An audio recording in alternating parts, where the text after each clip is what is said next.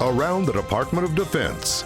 This is your daily news brief. Defense Secretary confirmed. I'm Army Staff Sergeant Edwin Pierce. Dr. Mark T. Esper became the 27th Defense Secretary after a 90-8 Senate confirmation vote. Esper became Acting Defense Secretary last month after then Acting Defense Secretary Patrick M. Shanahan stepped down from consideration. President Donald J. Trump formally nominated Esper for the top Pentagon job July 15th, and Supreme Court Justice Samuel Alito swore in Esper in the White House. There's no one more qualified to lead the Department of Defense than Mark Esper, a West Point graduate, great student actually.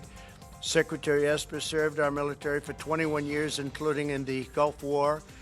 He also advanced U.S. national security in government and in private sector, most recently as Secretary of the Army. Air Force General Terrence J. O'Shaughnessy says the Arctic is growing concern for national security.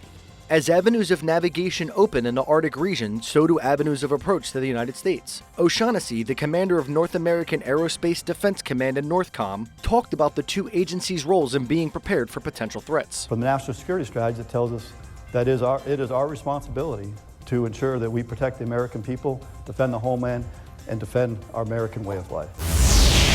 The Space Development Agency is looking to address growing capability gaps. The agency must ensure that the U.S. is safe from competitor exploits due to the importance of the space domain to warfighters. The agency's solutions include, but are not limited to, increasing defense cyber capabilities, increasing satellites on different orbits, and alternative GPS. That's your DoD News Brief, and I'm Army Staff Sergeant Edwin Pierce. You can find more stories about your military at defense.gov and by using the hashtag KnowYourMil.